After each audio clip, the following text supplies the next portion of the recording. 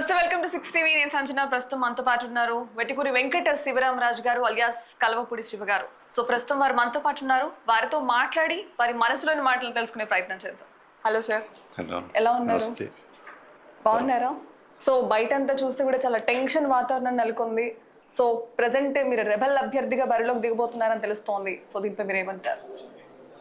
నేను స్వతంత్ర అభ్యర్థిగా ఉండి నియోజకవర్గ ప్రజల ఆకాంక్షకు తగ్గట్టుగా స్వతంత్ర అభ్యర్థిగా పోటీ చేయబోతున్నాను. ఉండి నియోజకవర్గం నాకు 20 సంవత్సరాల నుంచి నియోజకవర్గంతో అనుబంధం ఉంది. ఆ రోజు అబ్బారాజు గారు 2004లో కంటెస్ట్ చేసినప్పుడు ఆయనకి మద్దతు తెలిపాను. అట్లాగే 2005లో శివ స్వచ్ఛంద సేవా సంస్థ స్థాపించి సేవా కార్యక్రమాలు చేశాం. 2006లో టీడీపీలో జాయిన్ అయ్యి 2009లో ఎమ్మెల్యే కింద కంటెస్ట్ చేసి ప్రజల ఆశీస్సులతోటి గెలిచాం. అట్లాగే 2014లో మళ్ళా భారీ మెజార్టీతోటి గెలిచాం. ఏదైతే 2005 నుంచి 2009 దాకా శివ స్వచ్ఛంద సేవా సంస్థ ద్వారా ఎన్నో సేవా కార్యక్రమాలు చేసి ప్రజలకి అండగా నిలిచాం. రాజకీయం ద్వారా మరిన్ని కార్యక్రమాలు చేయొచ్చని ఎమ్మెల్యే కింద కంటెస్ట్ చేయటం. ఏదైతే అప్పుడు అపోజిషన్ గవర్నమెంట్లో ఉన్నాం, అపోజిషన్ గవర్నమెంట్లో ఉన్నా నేను మిన్నకుండా ఉండలేదు. ప్రజలతో నిరంతరం మమేకమై ఉన్నాను. ప్రజల ఆకాంక్షకు తగ్గట్టుగా ఏదైతే ప్రజా సమస్యలన్నింటినీ కూడా ప్రజల దృష్టిలో, ప్రభుత్వం దృష్టిలో పెట్టి ఆ ప్రజా సమస్యల పరిష్కారానికి కృషి చేసాం. ప్రధానంగా రోజు కరెంటు పవర్ కట్లు ఎక్కువగా ఉండేవి. దాని మీద సబ్స్టేషన్లో ఫైట్ చేసి అదైతే ఉండి నియోజకవర్గానికి పవర్ కట్ లేకుండా చేయగలిగాం. అట్లాగే మన డ్రైన్లన్నీ కూడా పొంగిపోయి పొలాలన్నీ కూడా ముంపుకు గురై పొలాలకి నష్టం, రైతులకి నష్టం వచ్చేది. ఆ నష్టాన్ని నివారించడానికి మనం ఆ రోజు డ్రైన్లో గొరబడెక్క తొలగించడం ద్వారా ప్రభుత్వం దృష్టిలో గొరబడెక్కకి ఒక ప్యాకేజీ పెట్టి గ్రాంట్లు పెట్టి మురికాలను బాగు చేయించిన పరిస్థితి. ఆ విధంగా ఆ రోజు రాష్ట్రం విడిపోకూడదు, రాష్ట్రం విడిపోతే ఆంధ్రప్రదేశ్ ఇబ్బంది పడుతుందని సమైక్యాంధ్ర గురించి ఎన్నో ఉద్యమాలు చేసి ప్రజల్లో చైతన్యం తీసుకొచ్చే ప్రయత్నం చేశాం. నేను అపోజిషన్లో ఉండగా కూడా అభివృద్ధి సంక్షేమ ఫలాలని సమర్థవంతంగా నిజాయితీతో నిబద్ధతతోటి ప్రజలందరికీ కూడా అందించే కార్యక్రమం చేశాం. అట్లాగే 2014లో ప్రజలందరూ కూడా నాకు భారీ విజయాన్ని అందించారు.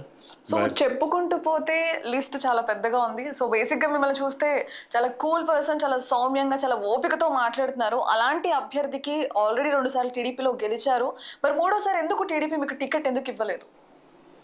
అదే చెప్తున్నానమ్మా. నేను 2014-19లో అధికార పార్టీలో ఉండగా నియోజకవర్గాన్ని జీడిపిలో ఎక్కడో ఉండే నియోజకవర్గాన్ని సెకండ్ ప్లేస్కి తీసుకొచ్చాను. ఆక్వా రంగాన్ని ప్రమోట్ చేసాం, వ్యవసాయ రంగాన్ని అభివృద్ధి చేసాం, ఇన్ఫ్రాస్ట్రక్చర్ అభివృద్ధి చేసాం, గ్రామాల్లో మౌలిక వసతులు అభివృద్ధి చేసాం, డ్రింకింగ్ వాటర్ని ప్రొవైడ్ చేసాం. ప్రజల అవసరాలు ఏమున్నాయో ప్రత్యేకించి రైతాంగ అవసరాలలో ముందుండి సమస్యల పరిష్కారానికి నిరంతరం కృషి చేసాం, అభివృద్ధి సంక్షేమాన్ని చేసాం. నియోజకవర్గాన్ని ఏదైతే మన అభివృద్ధి పదంతో పాటు నియోజకవర్గంలో రిచెస్ట్ కాన్స్టిట్యున్సీ కింద తయారు చేసాం. అలాగే 2019లో 3వసారి 30% నాకు క్యాంపెయిన్ అయిపోయింది. ఆ క్రమంలో ఇక్కడ ఎంపీ అభ్యర్థి లేకపోవడంతో నాకు బాబు గారు నన్ను పిలిచి ఎంపీ కింద కంటెస్ట్ చేయమన్నారు. నేను పార్టీకి విధేయుడిగా ఉంటాను కాబట్టి పార్టీ అధిష్టానం ఆదేశానుసారం నేను సరసావహించి ఎంపీ కింద కంటెస్ట్ చేశాను, ఓడిపోయాను. ఆ ఓటంలో నేను చాలా ఇబ్బంది పడ్డాను. ఆర్థికంగా కూడా చాలా నలిగాను, బాగా ఇబ్బంది పడ్డాను. ఆ ఇబ్బంది నుంచి తేరుకొని గత 2 years నుంచి కూడా నేను ప్రజాక్షేత్రంలో ఉన్నాను.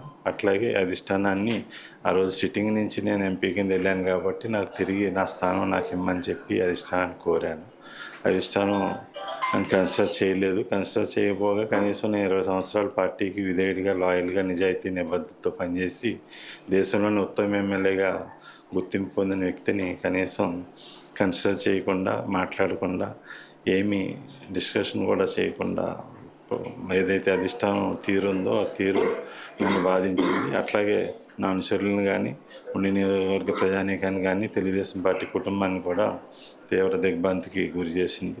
సో ఈ సిచ్యువేషన్ అసలు ఎలా చూసుకోవచ్చు? మీరు చాలా సౌమ్యంగా ఉంటారు, అంటే బేసిక్గా రాజకీయ నాయకులు అంటే బాగా బూతులు మాట్లాడి అరచి గొడవ పెట్టుకునే వాళ్ళకే సీట్ ఇస్తుంది, అధిష్టానం వాళ్ళకే ఇంపార్టెన్స్ ఇస్తుందని మీరు అనుకుంటారా?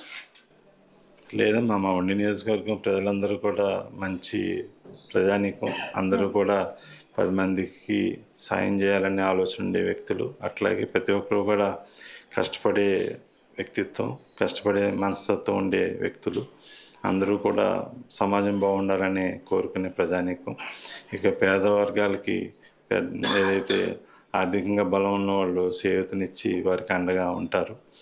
ఆ రీతి అంతా కూడా ఇక్కడ నడుస్తూ ఉంటుంది. అదే రీతిలో నేను ప్రజాప్రతినిధిగా ఉన్నప్పుడు నేను స్వచ్ఛంద సేవా సంస్థ ద్వారా సేవా కార్యక్రమాలు చేసి అపోజిషన్ ఎమ్మెల్యేగా కూడా ప్రజా సమస్యలను పరిష్కారం చేశాను. అధికార పార్టీలో అభివృద్ధి సంక్షేమ ఫలాలన్నింటినీ ఇచ్చి ప్రజలందరూ కూడా అభివృద్ధి చెందడానికి కృషి చేశాను.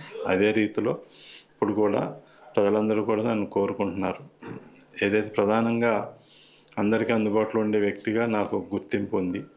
సో ఇంత గుర్తింపు ఉంది, మీరందరూ ప్రజల్లోకి వెళ్తారు, నిరంతరం ప్రజాక్షేత్రంలోనే ఉంటారు, మీ సొంత నిధులతో చాలా మందికి ఆరోగ్యశ్రీ లేనప్పటి నుంచి కూడా స్టిల్ ఇప్పటికి కూడా మీరు అన్ని చేస్తున్నారు. సో ఇన్ని చేసినా కూడా టికెట్ ఇవ్వకపోవడాన్ని మీరు ఏ విధంగా తీసుకుంటున్నారు?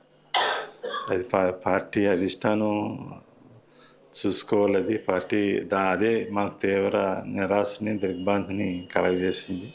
ప్రజల ఆకాంక్షకు తగ్గట్టుగా మనం ప్రజాక్షేత్రంలో ఉండి ప్రజల సమస్యలకి పరిష్కార మార్గాలు చూపించాలి. అట్లాగే ప్రజలకి ప్రధానంగా అందుబాటులో ఉండాలి. ఇక్కడ ఉన్న నియోజకవర్గంలో పరిస్థితి ఏంటంటే, నేను ఎమ్మెల్యేగా ఉన్నప్పుడు సామాన్యుడు ఎవరికి ఏ ఇబ్బంది వచ్చినా నేరుగా నా దగ్గరికి వచ్చి వాళ్ళ సమస్యని నాకు చెప్పుకోవటం, ఆ సమస్యకి పరిష్కార మార్గాలు చూపించడం, ప్రభుత్వం ద్వారా అయితే సరే, లేదంటే దాతల సహకారమో, లేదంటే నేను వ్యక్తిగతంగా చేయటమో ఆ సమస్యకి పరిష్కార మార్గాలు చూపించే ప్రయత్నం చేసేవాళ్ళు.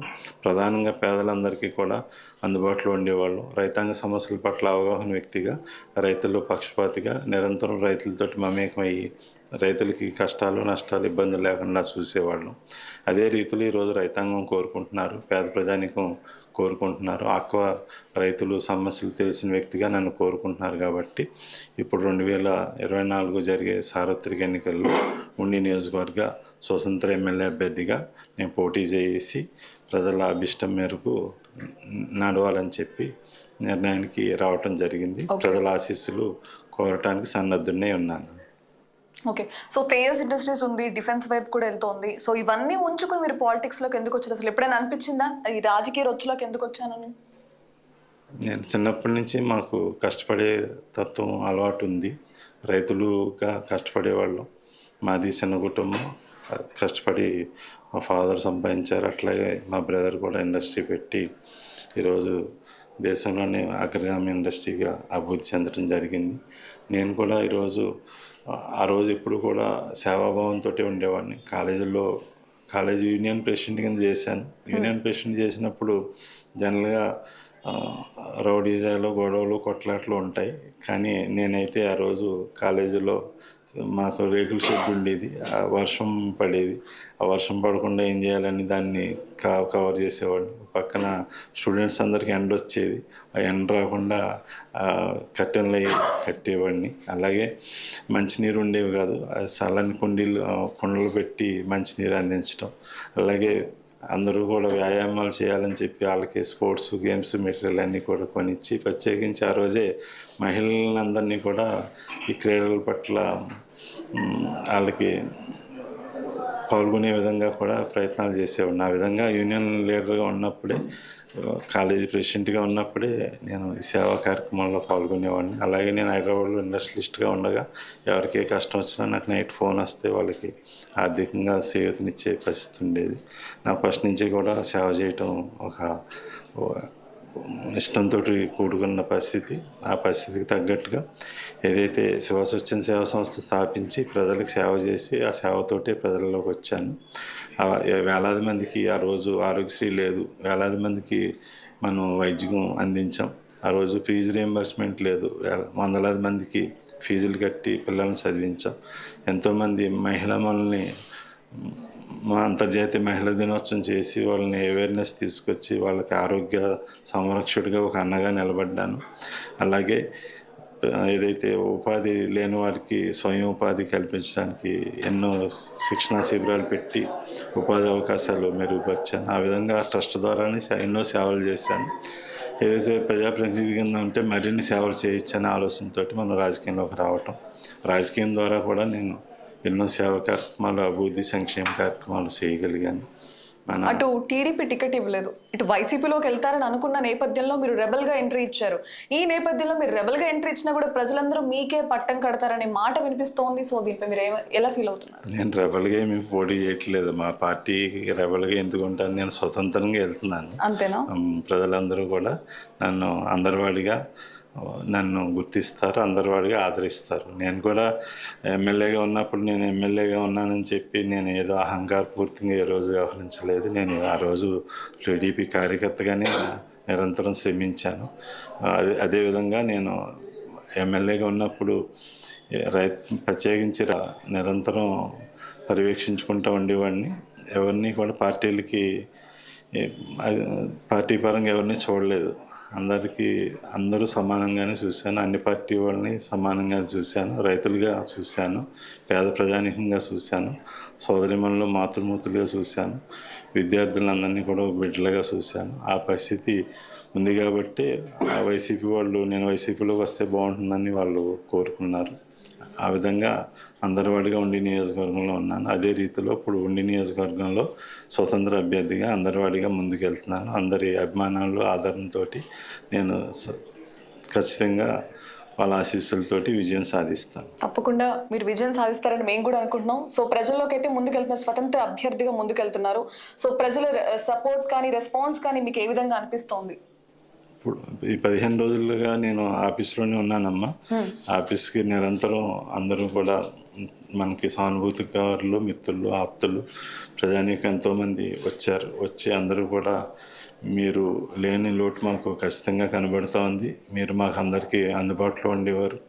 ఏ టైంలో ఫోన్ చేసినా, మాకు అర్ధరాత్రి ఫోన్ చేసినా నేను ఎవరికైనా యాక్సిడెంట్ అయిందంటే తక్షణం అటెండ్ అవ్వటం, వాళ్ళకి వైద్యం చేయించడం జరిగేది.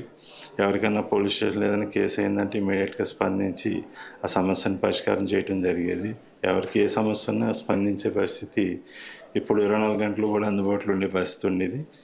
ఇక్కడ పరిస్థితి ఏంటంటే పేదవాడికి ఎవరికి కూడా ఎవరు అందుబాటులో ఉండే పరిస్థితులు ప్రస్తుతం లేవు. కాబట్టి ప్రత్యేకించి పేద ప్రజానీకం, రైతాంగం అంతా కూడా నన్ను కోరుకుంటున్నారు. కాబట్టి నేను అందరివాడిగా ముందుకు వస్తున్నాను. తప్పకుండా అండి, అందరి వాడిగా మీరు ముందుకెళ్ళి అందరి ఆశీస్సులతో మళ్ళీ విజయం సాధించాలని చెప్పేసి కూడా మా 60 కూడా కోరుకుంటుంది. సో మొత్తానికి నేను చేసిన అభివృద్ధి, డెవలప్మెంట్ ప్రజల